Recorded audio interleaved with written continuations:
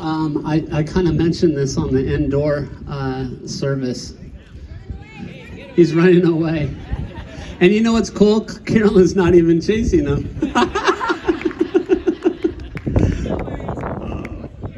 So here's what the plan is today. 4.5 years ago, we surprised the Kirbys with, during the transition, we surprised them with a 3-month sabbatical, which Pastor Kirby had never had. And then they only came back one time. And you guys, raise your hand if you've ever been to a Faith Promise, or we call it Celebrate today. So we brought them back. Do you guys remember? Raise your hand if you were at that Celebrate when we brought back the Kirbys, and we had a couch in the front row, and we did all these videos from past staff and former members and slideshows and all that, and gifts and such. So with COVID and everything, as we were approaching, not knowing everything that's going to happen and how many people will be able to come out, we just thought an old-fashioned Kirby picnic, because that's really brings us back to the days of how this church started. And so with the program, it's just going to be fun. It's going to be just a walk through the history a little bit. And so what we've done is we've picked certain people out that represent certain eras of West Valley Christian Church.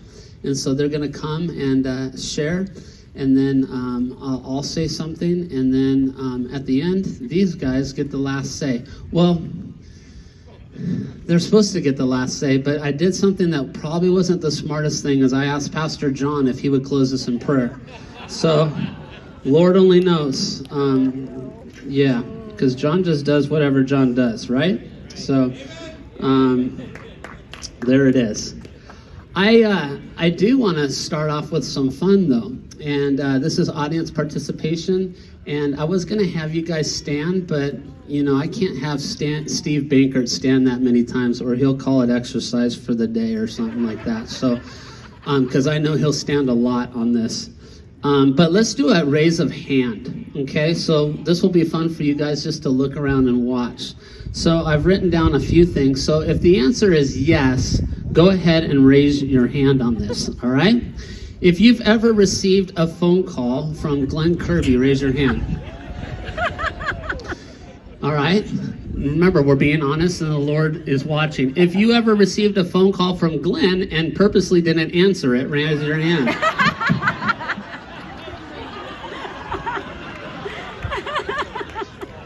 You know what concerns me is Kim and Carla both raised their hands, and that's his daughters. And you can't hear Carolyn, but Carolyn's going, I would raise my hand right now, but so if you became a member of West Valley Christian Church during the 70s, raise your hand. Oh my goodness, look at all those hands. Yes. If you became a member of the West Valley Christian Church during the 80s, raise your hand. If you became a member of West Valley Christian Church during the 90s, raise your hand. All right. If you were high during the 90s, raise your hand.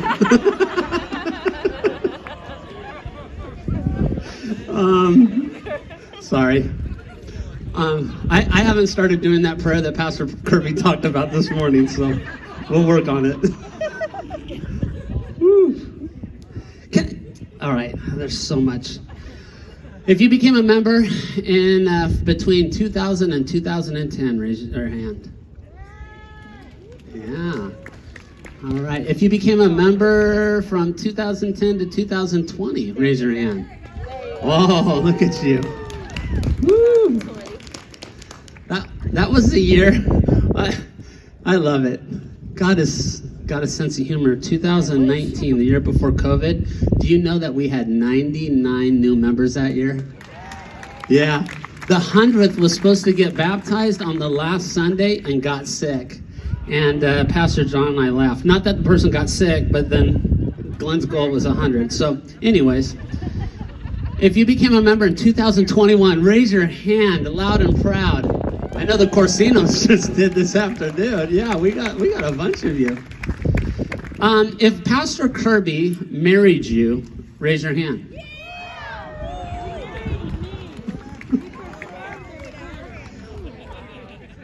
Mrs. Kirby has never been shy about correcting Rob Denton, and she just said, he married me. He performed the ceremonies of everybody else.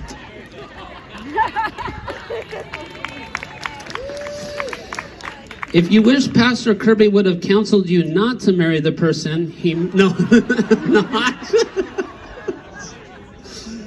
If Pastor Kirby baptized you, raise your hand. Oh my gosh, awesome. If Pastor Kirby has performed a service, a celebration funeral service for one of your loved ones, raise your hand. And last but not least, if you've ever laughed at a Glenn Kirby sermon or joke, raise your hand. John and I are wrong. We apologize. Well, today's been a day of firsts. 45 years of ministry here at West Valley Christian Church, and Pastor Kirby just let it all go.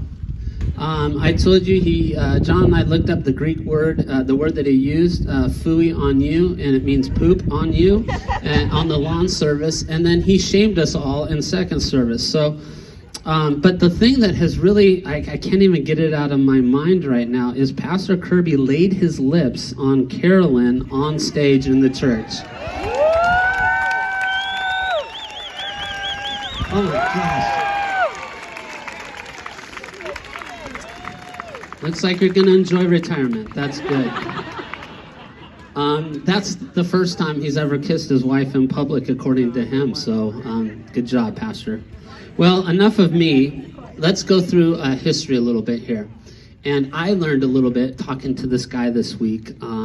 Just a great guy. And I've asked Rod White to come up, and he's going to share first. And Rod White, as you're coming up, Rod White was one of the first elders at West Valley Christian Church, and he will share it. He was a part of the search committee that hired Pastor Kirby, which I had no idea. So let's give it up for Rod White.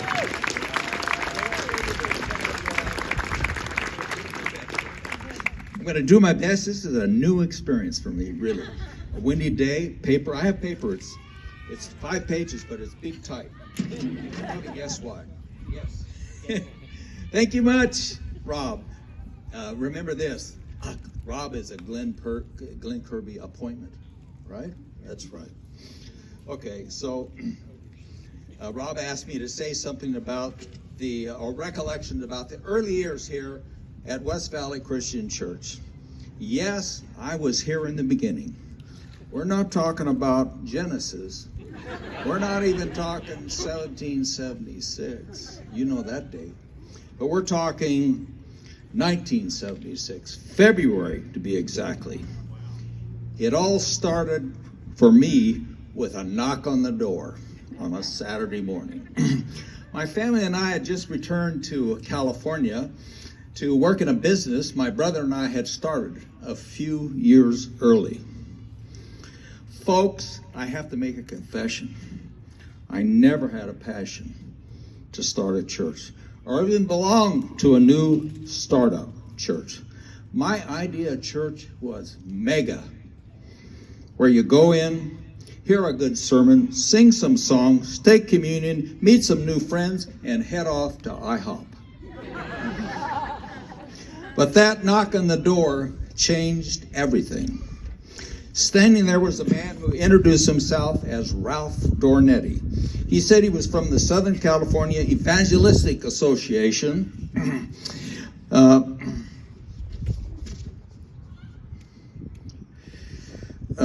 And they had just purchased a church building not far away on Welby Way.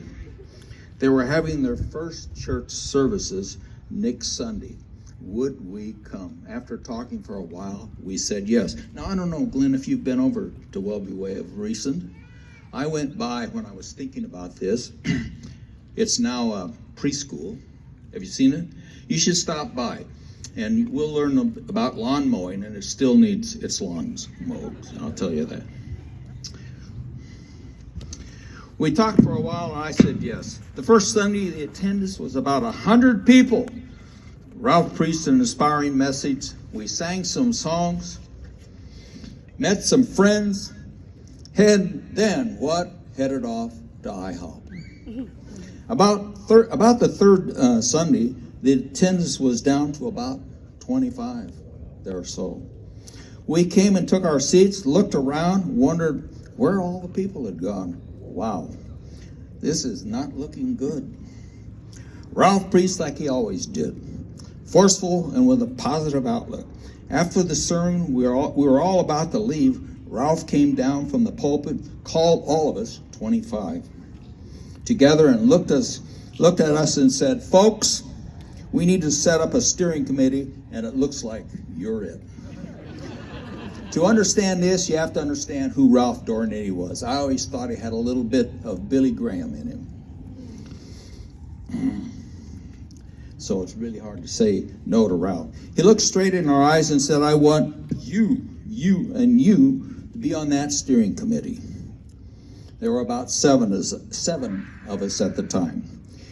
You need to get together, organize yourself, select a chairperson, a treasury to handle the funds and open an account, and select a bylaw committee. We met, selected Don Ereth, I don't know if he's here today, as committee chair. He was the most talkative of all of us and an ex-police officer, and we said, I think that's a good idea. So we assigned a treasurer. I forget who that was.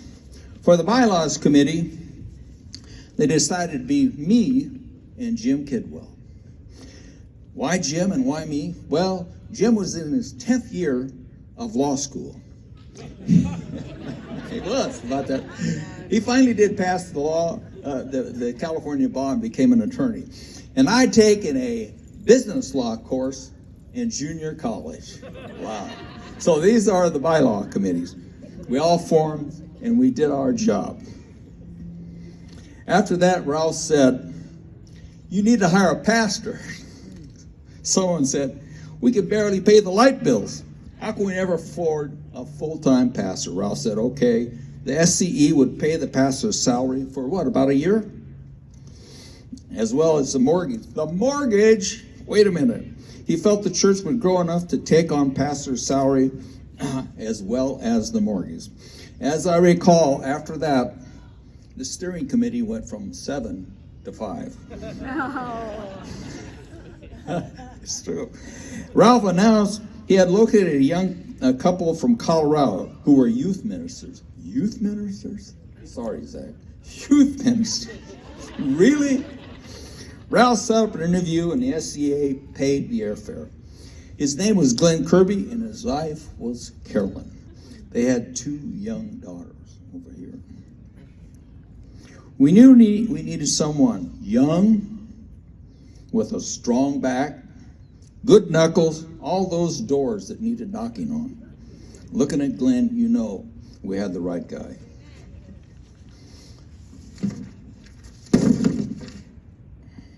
And so Glenn and Carolyn came.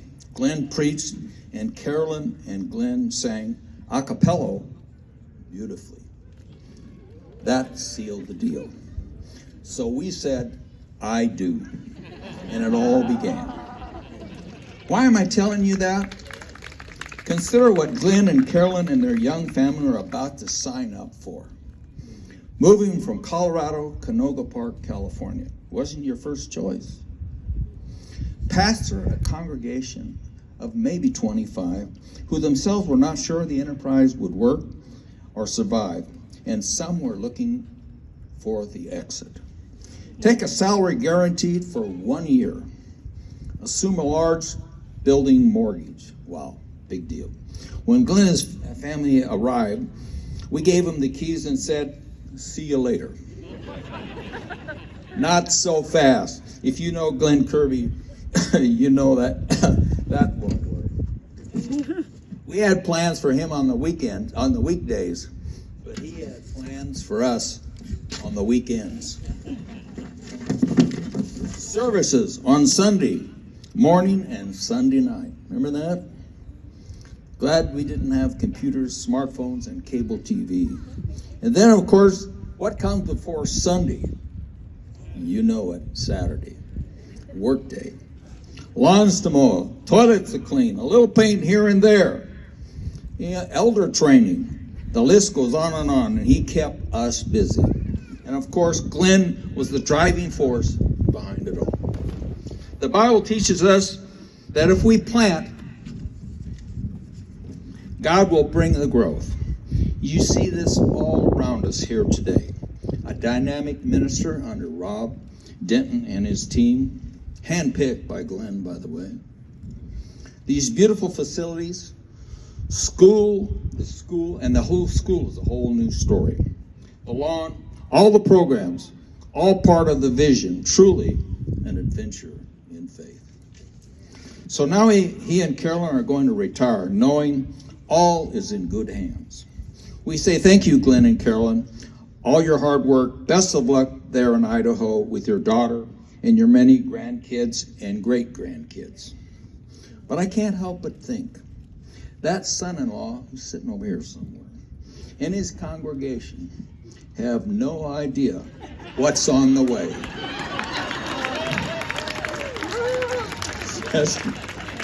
So God bless you, Glenn and Carolyn. We're going to miss you a lot.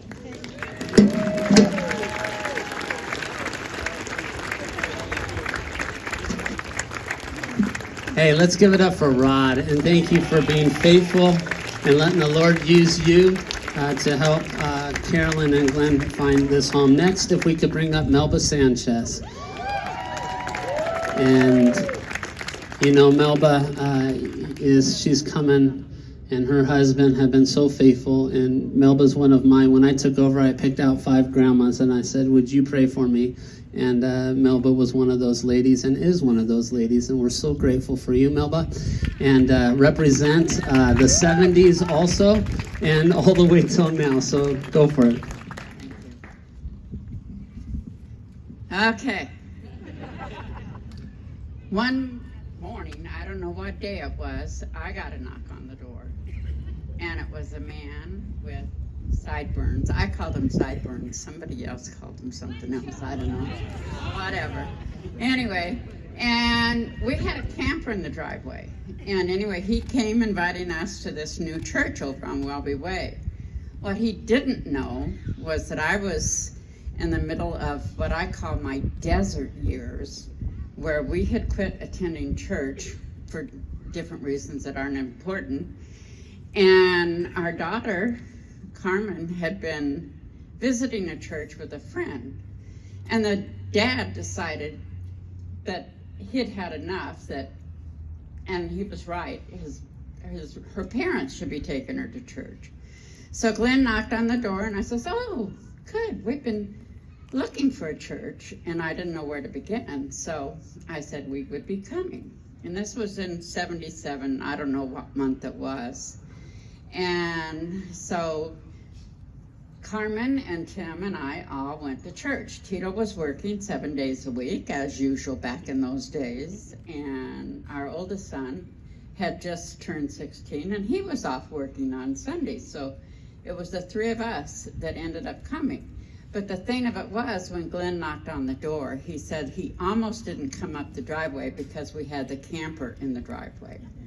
And he didn't think we'd be interested in church with the camper there. Little did he know that Tito liked working 7 days a week, so we didn't go camping that much. But I will be eternally grateful that he did come and knock on the door and invite us to West Valley Christian Church. Eternally, I'll be grateful for sure. Our whole family ended up coming. Carmen and Tim and I all joined the church. I think it was shortly after 78, because we were here when they celebrated the 2nd anniversary of the church. And the other thing of it was, I wasn't going to get involved in a church. I'd been involved in a little church and just really didn't want to get involved. And Carolyn called me up and invited me to a women's ministry meeting. And she just didn't invite me, she came and got me. And so it was some wonderful years. I'll never forget when Glenn was talking this morning about, he's always encouraged everyone to read the Bible in a year. And shortly after we started coming, he was going through the Bible in his sermons, and I'll never forget when you did Leviticus. And I was so new to the Bible, I enjoyed it, and I couldn't believe somebody could make a sermon out of Leviticus. And so it was something he's always done and always encouraged. And because of his encouragement, I love the Bible, and everyone that knows me knows I do, and I give Glenn the thanks for that encouragement and all. So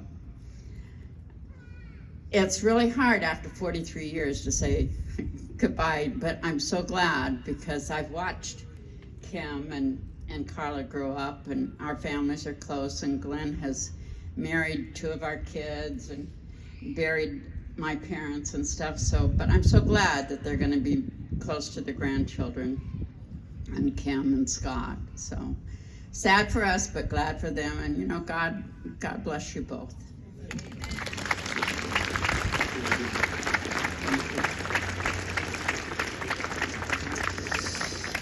Aren't you grateful for women at our church like Melba Sanchez?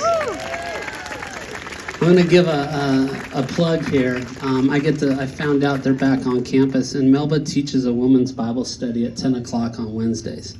And I get to peek my head in there, and she's killing it. She's doing a phenomenal job taking the ladies through Luke. Steve and Pam Bankert, if you can make your way up. And now we're going 70s to the 80s and all throughout. And so, let's give it up. Steve was a member. Steve was an elder for many, many years. Steve has been a very big encourager of me since 18 years old. He was one of my first Sunday school teachers, along with Steve Cook, who's back here. So let's hear from good old Steve Bankert. Rob called me and said, hey, can you share some stories about Glenn and Carolyn? It's like, oh, I've got stories. It's kind of like, which one do you want to say? First off, what Melba said about being eternally grateful, Pam and I are too. Glenn, in the early days, would go out by himself, door to door, knocking on doors, inviting people to church. My in-laws, he knocked on the door, invited them to church for Easter Sunday, 1978. And my in-laws informed us that we're going. And we've only been married 9 months. You don't argue. You just say, where are we going? I was a Christmas Easter Catholic, so where are we going? It's like, well, we're going to go over here. And so we attended on Easter 78, baptized the next month, and never left. So 43 years of being here. And Glenn and Carolyn have been a major influence. I was talking to Pam earlier, and she says that she used to meet with Carolyn for a discipleship study back even before Carolyn worked for the school or for the church, and always looked up to her as a mentor, as a teacher, and how to be a good mother, because when we joined the church, we didn't have kids. And so they've been just an example to us, and one that we'll always appreciate. So some of the things about Glenn and Carolyn, Rod alluded to work days, and yeah, that was a popular theme in the early days. We didn't have a gardener, that was us, sign up for which Saturday you want to mow the lawn, and the lawn wasn't small, and things like that. And there's a few work days that we'd go, and it would be from 8 to 12. And, everybody come out, and Glenn was good about having a list for what 200 people could accomplish. Only 25 would show up. And I can remember a few of those times where noon would come along and people would start wrapping up and going, and Pam and I would look at Glenn and kind of like looking for the cue, hey, you're done, good job, good work. And he would tell us that, good job. And it's like, well, what are you doing? He goes, well, I just got a couple last things to finish up. Yeah, well, if you know Glenn, we stayed. It was like 4 or so to finish up the couple little things that he wanted to get done. He would have probably stayed till midnight had, no one else been there. But that was Glenn. I mean, if something needed to get done, it would get done because he would do it. And a lot of the stuff was behind the scenes, but that's the way it was. We did have morning service and evening service. I'll never forget one. The 6 o'clock evening service wasn't like it is with Journey. The evening service was for the members in the morning service who were the members, you know, the elite, the ones that did everything together. And so we come back at 6, and then there were different themes. Sometimes you'd have a young person preach for the first time in his life. Other times, other things going on. And there was one time we get a phone call at my in-laws' house, and we were known as the Steinbring clan because there was like 7 or 8 of us. And it was Glenn, and he wanted us to sing at the Sunday evening talent show. Now, if you've ever heard the voice of the Steinbring clan, you would know that that was a stretch. And I mean, the women were okay, but yeah, not the guys. So we actually got a hymnal from the church, and we're practicing Count Your Blessings, you know, all those songs that you sing in church. We thought we actually knew those songs. Okay. But we were terrible at it. So I think it was my wife who came up with the idea. We decided to write our own songs, and we did this one talent night. We got kazoos for the guys because we can't sing. And then we took popular commercial tunes, like the Budweiser tune, changed some words around, and sang songs. At which, as we're singing, you can see Glenn kind of sliding in his chair. Nothing we sang was wrong, you know. We didn't say the king of beers. We called God the king, you know, and changed some of the words. But that's what you could do in the evening service, and we thought about reprising that, but I decided not to because I wouldn't want to embarrass him again. The third thing is we had family camp. Family camp back in the old days was basically the entire church, you know, 120 of us or so, and we'd go to places like Lake Isabella, where there were 3 trees and a lot of dirt. And 120 or so of us would go and pitch our tents, and we went Monday to Friday because if we were gone on Sunday, there would be no church because we'd all be gone. And so we'd camp, we'd do things together, maybe go up on the river or something. But one thing about family camp you had to know is that every afternoon, sometime probably right after lunch, Glenn would come along and he'd make some chit chat, and then he'd ask what was for dinner. So we'd tell him, we're having chicken tonight or whatever, you know, and he'd make talk, he'd go off. And so, well, come dinner time or evening time, and I'm sure Carolyn was a wonderful cook, but Glenn would come around with a plate. He was looking for what he termed his pastoral portion. I think he tried to figure out who the best dinners were, and he didn't hit everybody up every night, but he would go after his pastoral portion in the evening. And it got to be one of those things like, Carolyn, why are you cooking? You know, we'll provide for you.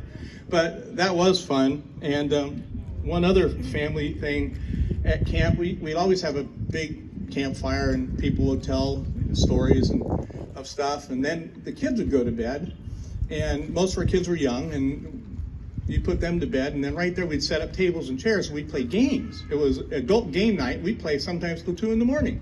with the lanterns and the hooting and hollering. And one year our game emeritus would be Marty Young, who loved games, and he brought this new game for us to try out. It's called Pictionary. And if you're not familiar with Pictionary, it's a simple game. You draw a card, and you have to draw whatever on the card to try and get the other people to guess what your word was. And it's not really hard. And then Glenn draws a name. You have to understand now, it's probably midnight. We're all laughing at the silly pictures. And Glenn looks at his cards, and I think he turned 3 sheets of crimson. We didn't understand. I mean, we didn't know. He's laughing, and he's putting his head down. It's like, well, what in the world could bring upon this thing? But the rule was you couldn't put the card back. You had to draw what was on the card. And the very first edition of Pictionary, there was nothing wrong with that. And so the timer goes, and here Glenn's trying to draw. A mist is hiding his head and turning very beet red. And he draws kind of like an oval with a little circle on top. And we were clueless. And he finally just gave up. And we were just all laughing. You would have to imagine this, but we were just laughing. He turns the card over, and his card was delivery room.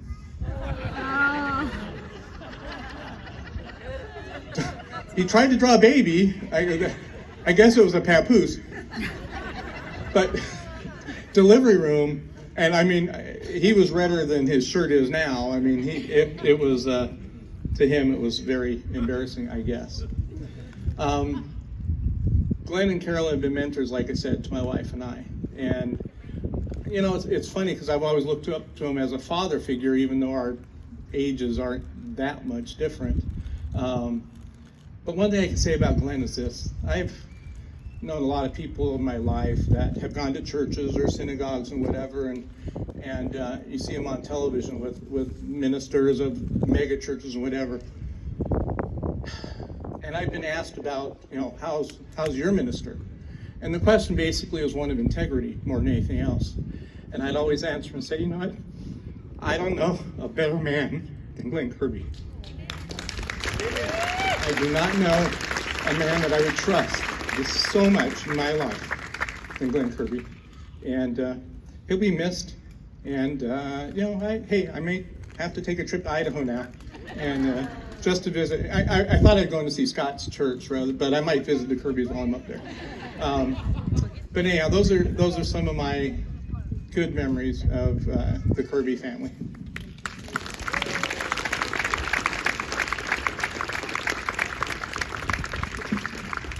Thank you, Steve.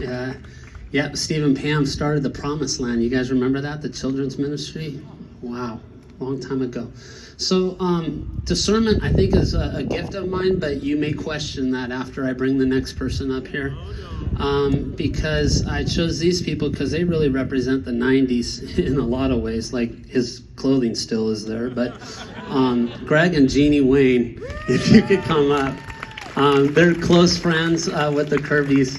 And boy, I shouldn't have said that and then hand him the mic, but here they come.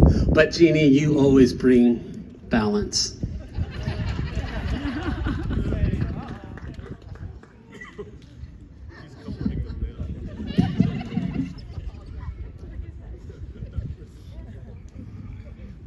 I get a mic.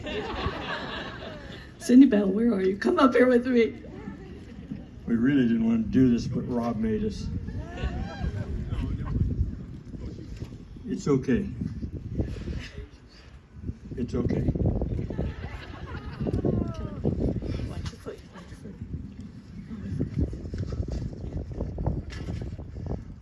We spent 11 years here. We started 35 years ago today, the Sunday of Memorial Day weekend. About 11 years later, Glenn asked us to leave. This is a moment I never thought would come. You see this? You have a microphone? I have a microphone. He never let me near one in all that time. We've got a lot to share with you today. We'll take a restroom break when this is over, if you all just stand by. We came to church, and I walked in the door, and you were in the back shaking hands with people. I think it was on Welby Way, but I'm not sure. And I said, we're the Waynes, like John Wayne, and you said, we're the Kirbys, like the Vacuums. Do you remember that? No. I could not forget that, Glenn. We met a new pastor that weekend. Eventually, their two daughters, and they were the same ages as our boys. We had boys, they had girls. Over the next 11 years, we became close friends, even away from church, kind of like brothers and sisters even. Go with that? Okay, we're good so far. In fact, I even decided it was my responsibility, maybe obligation, to help Glenn enjoy the dynamic of having boys. Now, my three boys and I, several times a year, would take a trip to Mexico. We'd go down to the beaches south of Ensenada for about 3 or 4 days, and we finally convinced Glenn this would be a good time. This would be a fun time. You know, the beach and the sun and time alone, and that would be great. We forgot to tell him that we were also accompanied on that trip by a 185-pound Great Dane. That Dane was a regular participant in these events. Do you remember that dog? I do. We had fun and interesting time, and many embarrassing stories came out of that weekend. But suffice to say, it was indeed a learning experience for our father of girls. Greg, What? you need to let Glenn tell the stories about Mexico. They're secrets. No, he's not going to tell them. All right, all right. You be sure and ask Glenn about Mexico, okay? Don't ask Glenn about Mexico. I had spent several years in the pastorate before we came to church here, and that gave Glenn and me untold opportunities for sharing experiences, perspectives, and ideas. Now, you guys, even if you've only been here 3-4 weeks, you know that Glenn is an idea person. He has lots of ideas. That's how we got to where we are today. I received a lot of phone calls at different times of the day. Greg, I got an idea. Let me tell you about it. See what you think. Did that a lot, didn't we? Yeah. I was very flattered that he asked my advice on some things. I would have been a lot more flattered if he'd ever taken it. You also probably know that Glenn is highly sought after throughout the valley as an officiant at funerals. And when a family didn't have a pastor or a church, the funeral director would often call Glenn to perform the services for them. Now, that brought about a unique opportunity for us. There was a piece of property that the church owned, and they hoped to develop for a school and a church, etc. But they were unable to do so, and as a result, an organization, is that what we are? Called Wacom came into existence. One Sunday after church, at a picnic table in the Alfreds' backyard, Kirby's and Millard's and the Alfreds and the Waynes got together for lunch. Ken Halls dropped by for about 10 minutes, but he couldn't handle us and he left. The topic of the Hill property came up, and another great idea was born. Glenn was going to be the officiant. Gary was going to be the funeral director. John Alfred had a big truck. He could dig holes, and he could also carry caskets around. Carolyn and Kay knew how to play the organ. Greg had a motorcycle to escort whatever needed escorted. And we could intern people in the Wacom Cemetery on the hill. And that wouldn't disturb the neighbors the way they thought they were going to be disturbed by children and other things. Well, the idea fizzled, but Wacom did not. And the friendships grew. We moved to Texas, and Chuck and Jackie Carter moved in our little spot, took our place. Then the Alfreds moved to San Diego, and we decided that 5 couples was better than 4 couples. So we have a 5-couple group that continue to meet regularly. We had a meeting on Friday night. We elected a new president, which we always do, which is the first person who leaves to go to the bathroom. They are the new president. Who was that? Jackie. Yeah, Jackie Carter. She's our new president. Where is she? I don't know. In the bathroom. Yay, Jackie Carter. She keeps denying it, turning it down. We told her she doesn't have a choice. She doesn't quite understand. She came in a little bit late to this group. But one of the topics at all of our meetings was always, did you hear the idea Glenn came up with? And we would throw that around, and there were some great ones. There were great ideas. Look at us. Look around at each other. This is a great idea, wasn't it? Out here, Rob, that was yours? Oh, okay, I'm sorry. Jeannie and I are going to miss Glenn and Carolyn. They've not only been our pastors, for Jeannie and me, they've been our dear friends. We've laughed together. We've dreamed together. We paddled some pretty rough waters together. We've already promised to go visit them in Twin Falls in March just to help them unpack. Greg would go sooner, but he's afraid there'd be too much work to do. I'm betting there'll still be work to do by March. They'll Yeah, still be probably so. loaded up. Carolyn Kirby, you've been a friend. Now, I'm going to have to do a Cindy Bell. If I start crying, I'm going to turn around. We didn't have ideas to talk about, but we had kids and Sunday school lessons and children's ministry things, our kids, our jobs, and I couldn't have had a better friend. And I'm grateful for your friendship, and I don't intend for it to end now. We'll just have something different to talk about. And I'm tickled pink to see your girls all, both here. They're my girls too.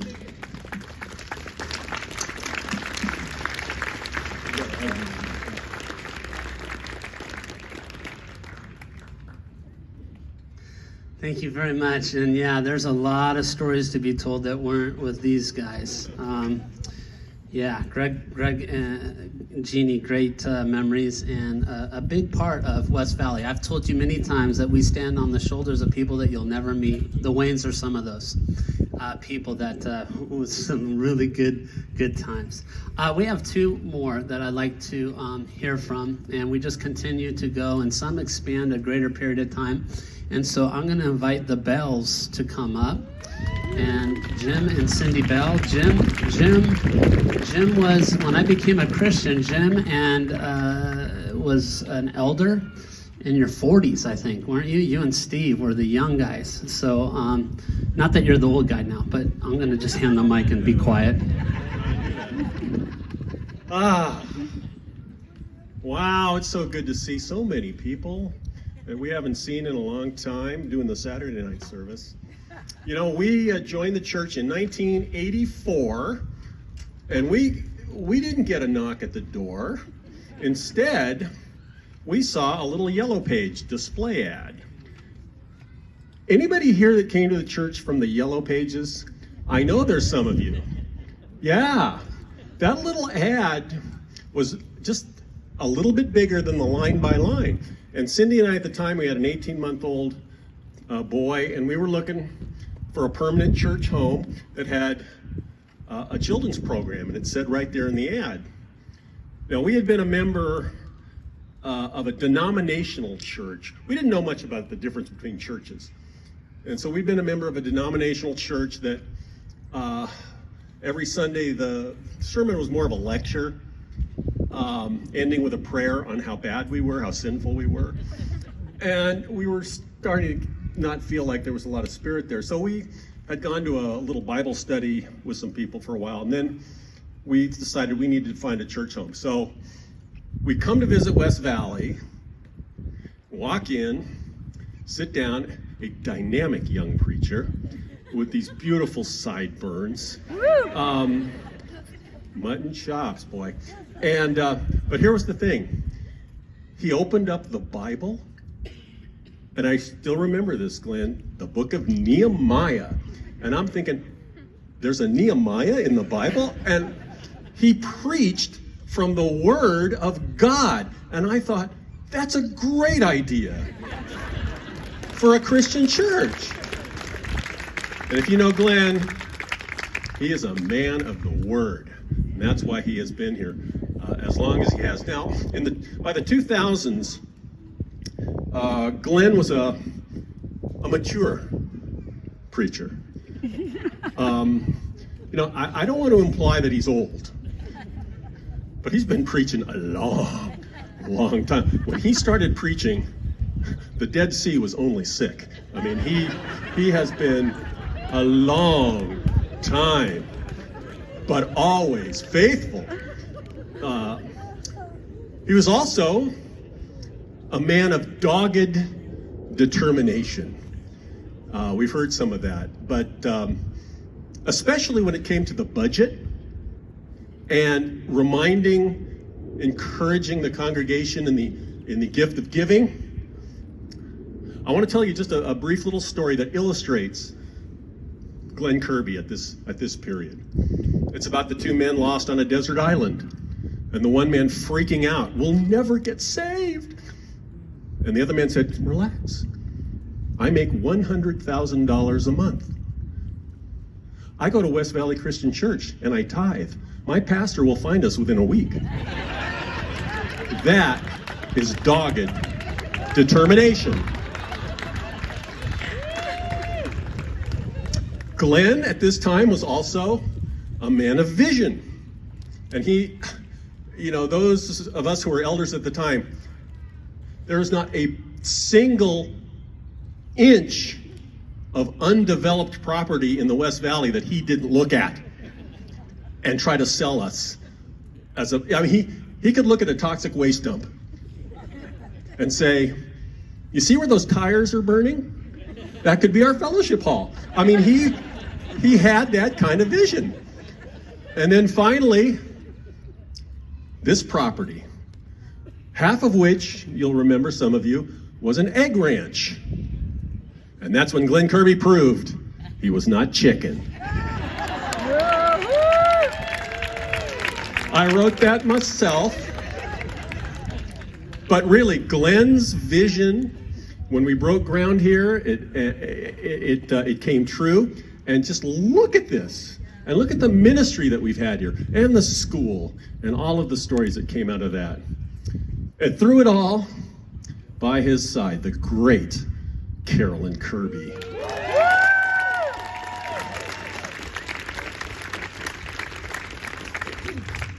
Now, anyone who's been married to a preacher, the shepherding type, and served with him in the same place for 45 years is a real saint. And in my opinion, at least, Carolyn has definitely hung in there with a lot of perseverance and grace. When Carolyn started heading up the children's, the children's ministry in around the 2000s, I think, and don't ever underestimate the children's ministry. It is one of the most important ministries of any church. Amen.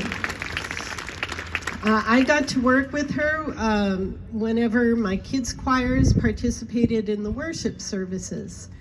Believe me, it was like herding cats, and she was a huge help. Now, snacks were a big draw for my choirs and the parents who provided them. And for a while, I tried to go down the healthy path with healthy types of snacks and such. So I started substituting orange juice for another sugary drink that usually came. But little did I know, and a mother took me aside once and informed me that orange juice is also a diuretic.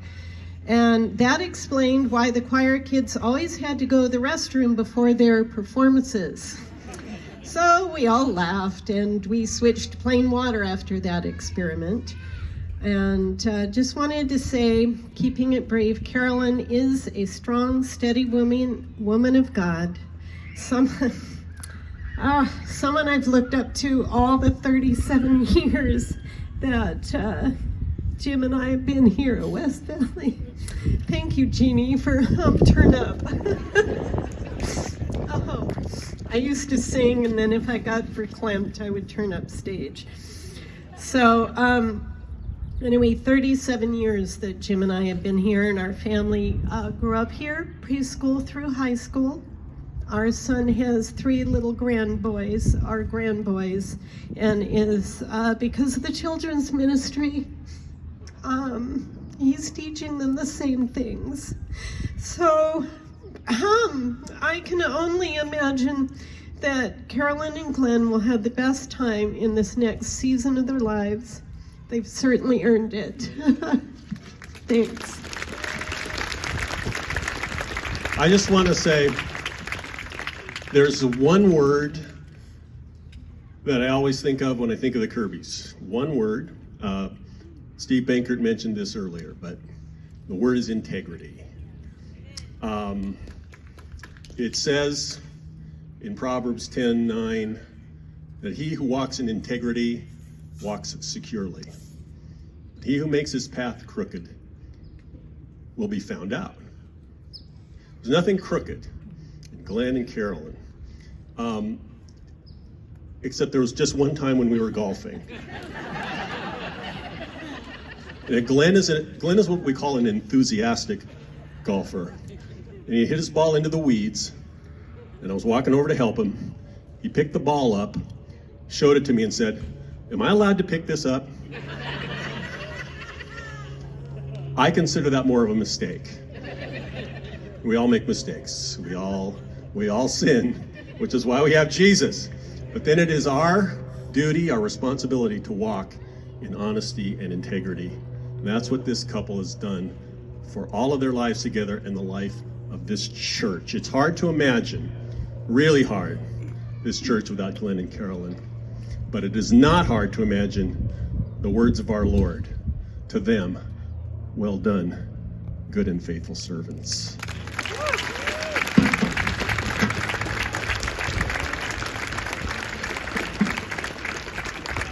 I hope this has been encouraging, and especially for those of you that are new on the journey here, you get to see some of the history and the impact, eternal impact that these two have had. Our last couple from the day is representing a couple from today, new to our church, and so I'm going to ask the Fletchers if they come up at this time and welcome them, and we will hear from them, and then let's do this. Then I'll close this so that you guys could have the final word. How's that sound? Yeah.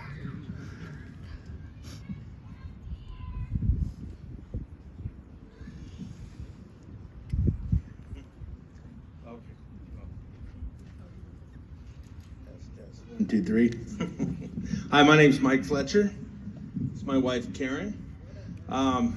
Glenn, I'm so honored to have a moment to say thank you. And I met Glenn initially. I had stopped by this, I was looking for a church.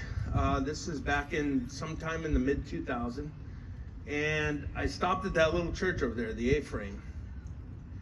I hadn't been to church since I was a kid. And the next night I get a phone call. And I'm like, hello? Yeah, this is Glenn from the church. I just called to say hi. Well, I didn't realize that you were the lead pastor. I thought it was somebody in the church had said, this guy filled out this card, give him a call. So I was so impressed. But I wish I had known that before I said all the things that I had said to you on the phone.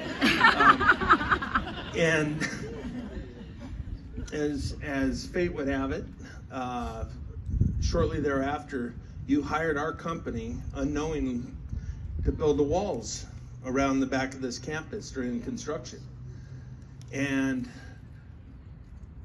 I didn't know you, but all my interactions with you spoke louder than anything that I needed to hear. And sorry. Thank you, Karen. So fast forward.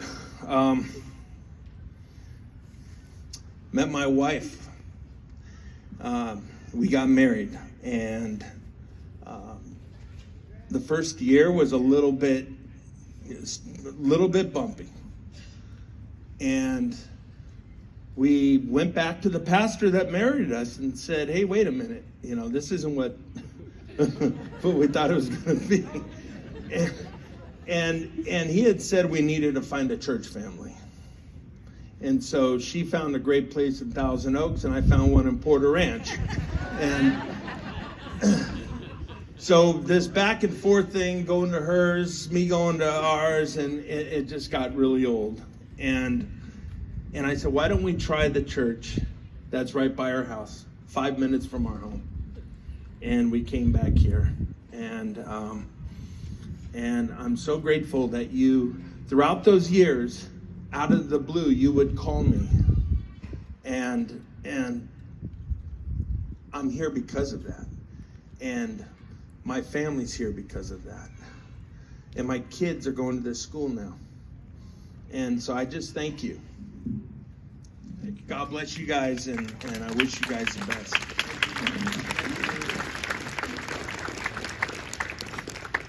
Oh, he's a great man, right? Right? And you know what they say about a great man? Behind every great man, there's an incredible woman. Absolutely incredible woman. And so, Mike was, since we got married, talking about we need a church family. We don't have any family around here. We are very far away from family. I was not ever around children whatsoever growing up, and here I had a baby, and then I had a second baby, and I was completely out of my mind, and we were doing it completely alone.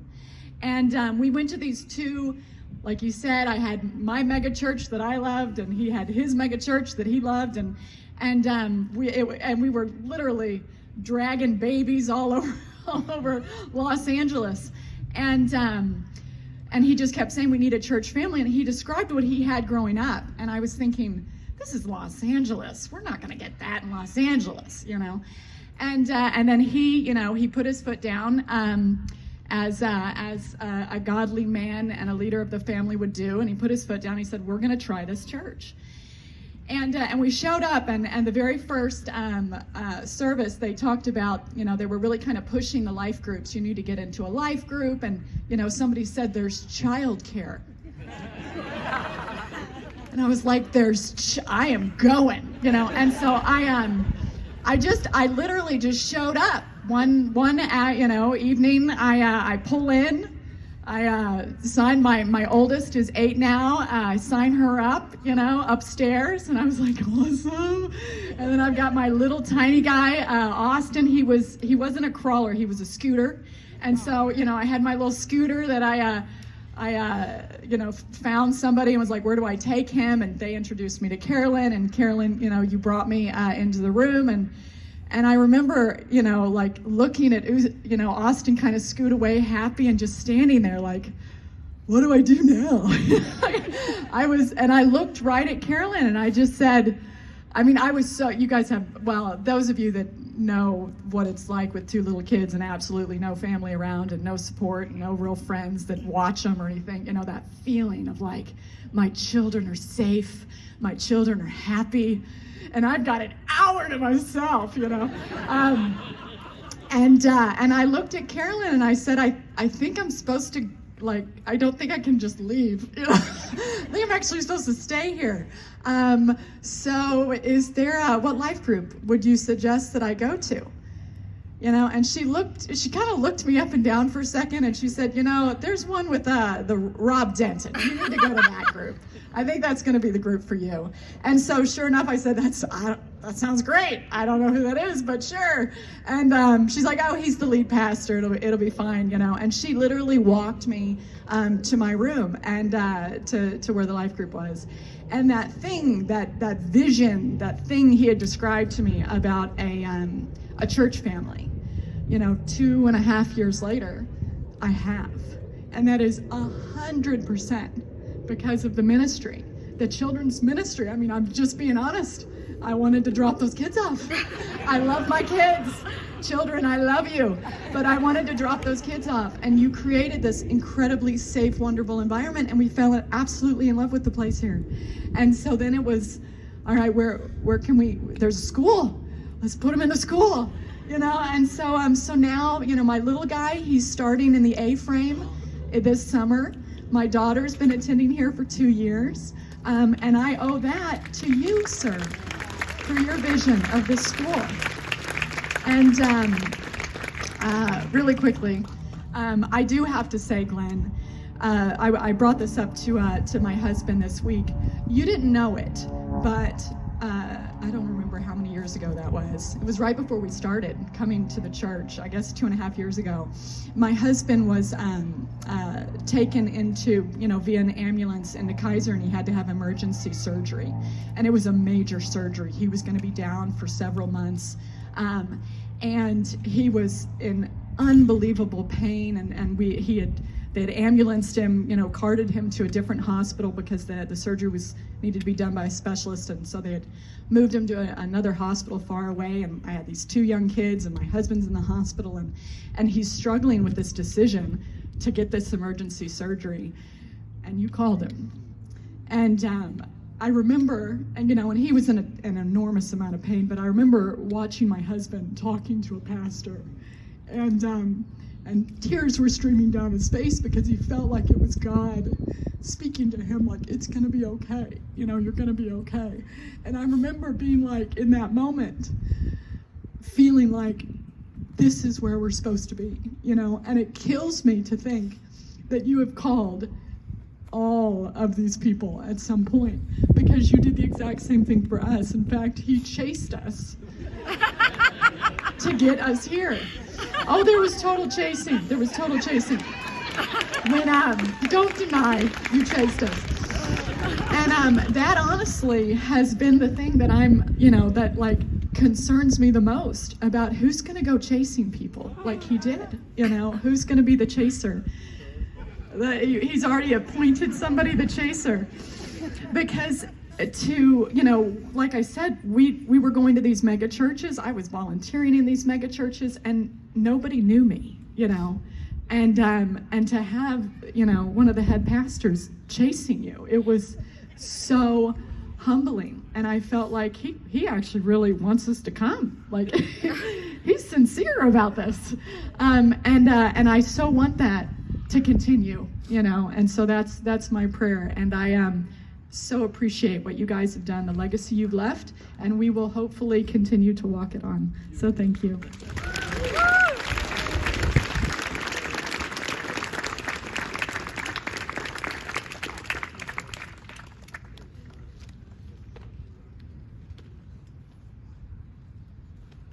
Thank you to everybody that's shared, and thank you for all of you staying out here. That just shows you how much these guys love you, huh? So if you guys could stand, we have a few gifts here. One, Carolyn, can you open that one? Yeah, that. Let's do this. Let's do this one first, Glenn. This is from the city, so you could open that up, and they have given you a gift, and just rip that thing, dude. Come on.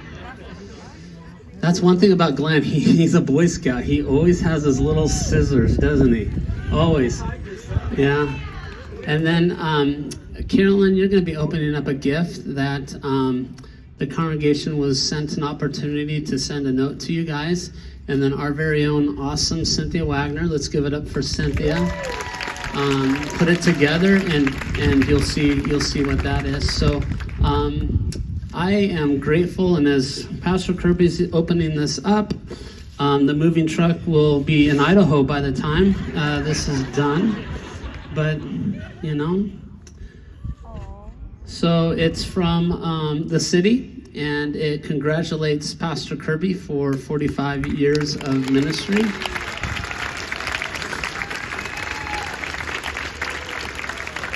And then we had it framed in his favorites. You get to know each other, don't you, Glenn? So, Glenn,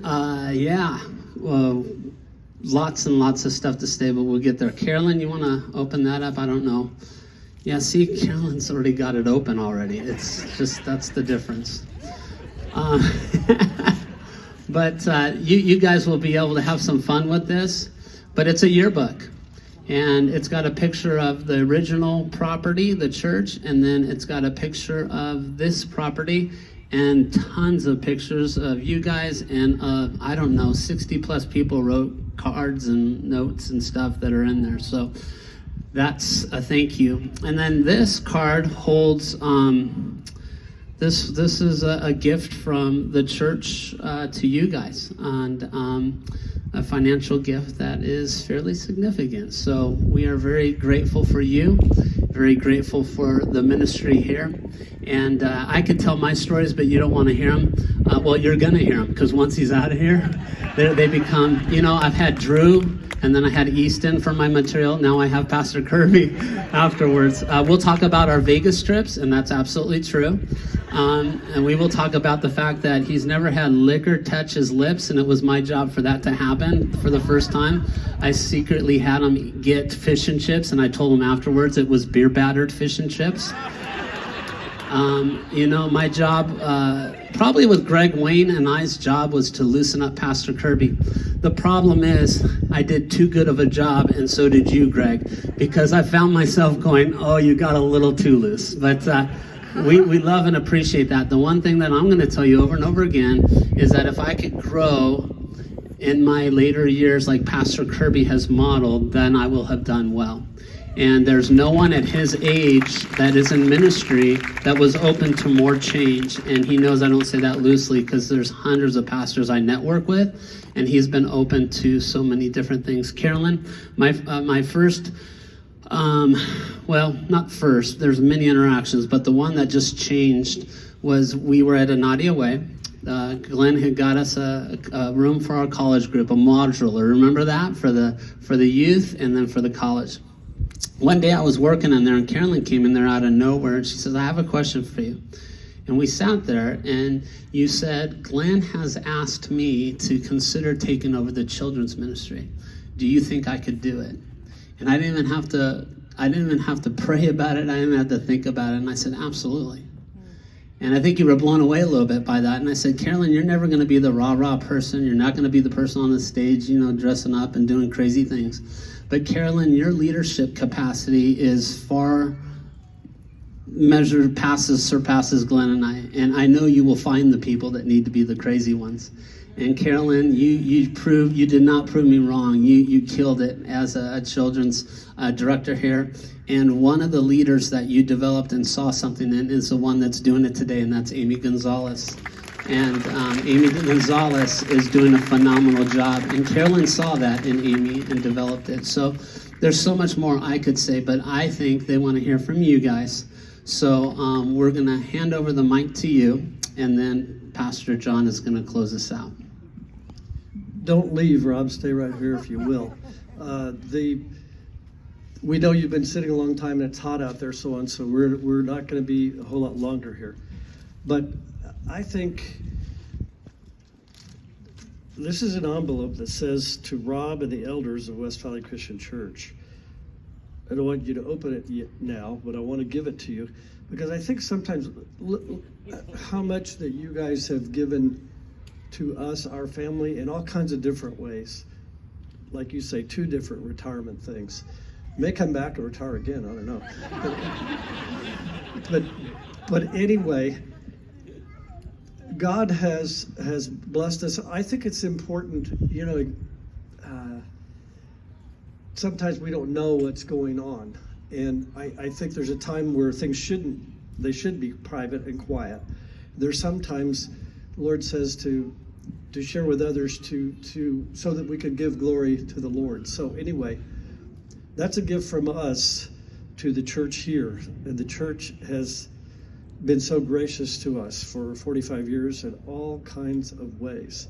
And so I did not want to just let that happen quietly, because we want to say thank you in a doing way. And so there's no strings attached to that gift, but I know they will be good stewards of that.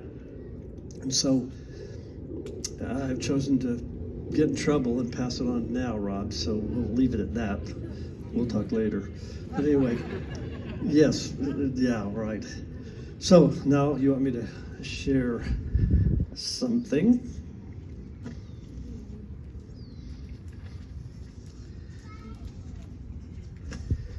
Thank you. I'd just like to say thanks for the memories. And again, I'm very conscious of this. When I practiced this 2 or 3 times, it was 4 minutes long. So I'm going to cut it down to maybe 2 minutes, okay? But we want to thank you for the words of blessing and encouragement, especially for the last 30 days. But it's been always. But so I want to say specifically thank you for the cards. Thank you for the texts. Thank you for the emails. Thank you for the phone calls. Thank you for the meals. Our goal was to get to 800 pounds before it was over, and we're close. We're close. And thank you for the gifts in all kinds of ways. It's humbling. Some of the memories, when I say thank you for the memories, thank you for the family camps. 150 at a time, can you imagine that? That everybody took off work and went for a week?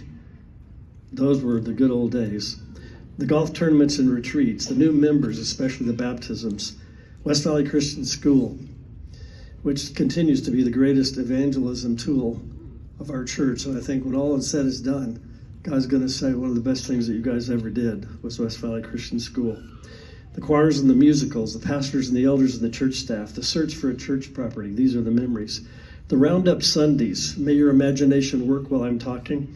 Camelard and her many banquets, the celebration of children, the Memorial Day picnics, the harvest festivals, the weddings and the funerals, the missions trips, the VBSs, the men's retreat, the women's retreats, the Super Bowl parties, the prison ministry, the drama ministry, the journey service, the rock service, the Wednesday night family ministry nights when we had meals for everybody and classes, the capital campaigns, the Easter egg hunts, the Christmas boxes, feeding the homeless, the portable gym, Christmas coffee houses, the Christmas Eve services, the praise rallies, the In-N-Out burger truck, like that one, the Top Gun men's ministry, the July 4th chili cook-offs that Greg Green always won, Zuma Beach family beach days, our Boy Scout troop and our Eagle Scouts, men's breakfasts, Walk for Life, ABCs of Financial Success, Financial Planning, Ministry, Living Trust.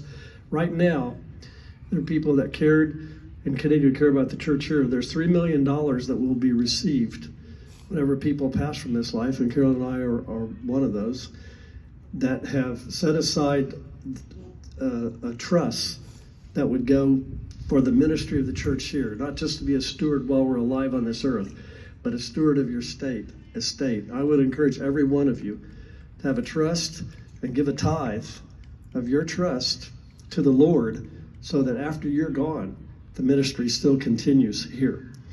That's a commercial if you're wondering.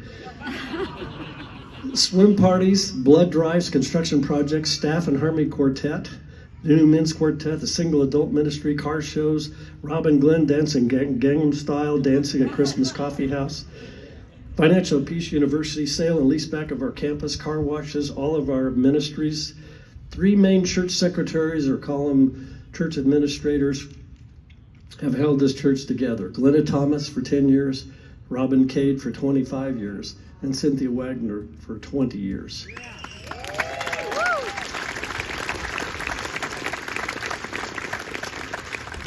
If you want to know anything, ask them. Don't ask Rob or me or anybody else. Many servants and workers, 45 years of friendships. These are just a few. Thank you for the huge banner picture on the side of the church tower that I about fell on the asphalt whenever I didn't know it was going to be there, and I walked in and looked up. That said Carolyn and Glenn Kirby. Carolyn's always listed first. I don't know why. Thank you for 45 years of faithful service to our church and community. Enjoy retirement. Thank you for a Sunday on May 30th that will go down in our history book with a full house for the 2 morning worship services and a Kirby family picnic on our lawn for whatever the number is, around 300 or 400 people, for our great hamburger and hot dog meal and our retirement program in the afternoon. We feel spoiled and speechless. We move to Idaho in 2 days, June 1st. You will always be in our thoughts and prayers. Thank you for everything. With our love, Glenn and Carolyn Kirby. Thank you.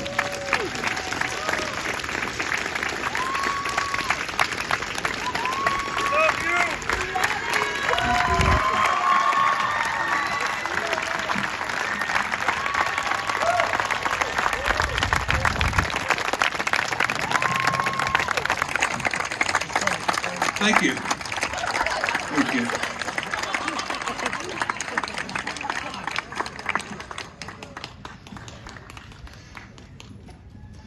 So, you know, Glenn is not a overly emotional person, as he's sharing. And so I was thinking, why is it so hard to pray for a pair that aren't that overly emotional? I mean, kissing in public for the first time after 45 years. I will pray in just a minute. This week I was trying to explain to somebody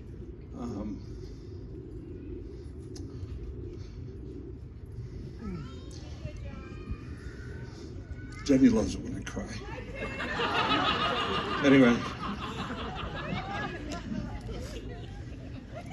I was trying to explain to someone like what it means to have them leaving. And I've had trouble putting it into words and to think about it. And like I know Jesus is the foundation of the church, okay? So don't take me this the wrong way. But when I think of West Valley Christian Church, and I think of Carolyn and Glenn, I think of them as being the foundation that's been laid for our church.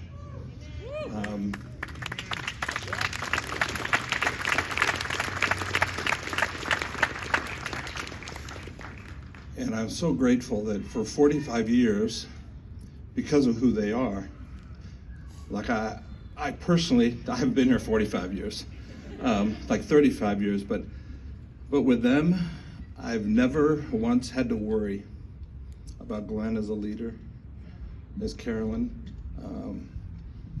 Just been a solid foundation that was built to last. And I'm so grateful. And I just love you guys.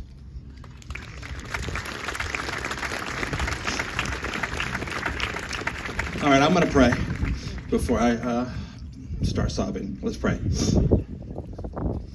Father, we are so grateful for this opportunity, Lord. First, to glorify you and to honor you and to say thank you for what you have done for the 45 years here through Glenn and Carolyn. And we are just so grateful that Rod White and his crew did a good job. And we just thank you so much for all the things that we've talked about here today. Lord, I am so happy for Glenn and Carolyn to go spend these years in Idaho with their family, and just pray that you would bless that time, that it would just be an awesome time of being able to be around their grandchildren and great-grandchildren. And Lord, I know that when we talk about retirement, Glenn and Carolyn, Lord, you know that they're not retiring. And so they're just relocating and will continue to serve you and to do their very best for you each and every day. And so, Lord, I just can't say it enough, but I just say thank you, Lord, for them. Thank you for sharing them with us for so long. That's in Jesus' name that we pray. Amen. Amen.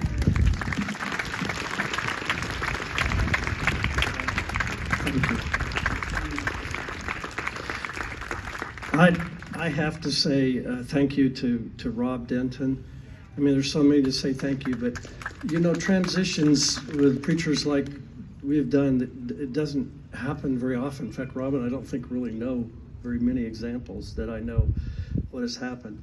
A lot of the stuff that's happened comes back to Rob as far as this planning of this event, and Cynthia and others. I don't know who all, but I just have to say thank you. And we could not leave here unless we felt the church was in great hands. Amen. And not just for Rob, but our elders and our church staff, but he has to be the quarterback. He's our quarterback here. And so I just have to say that. Just thank you, Rob. Thank you very, very much. God bless.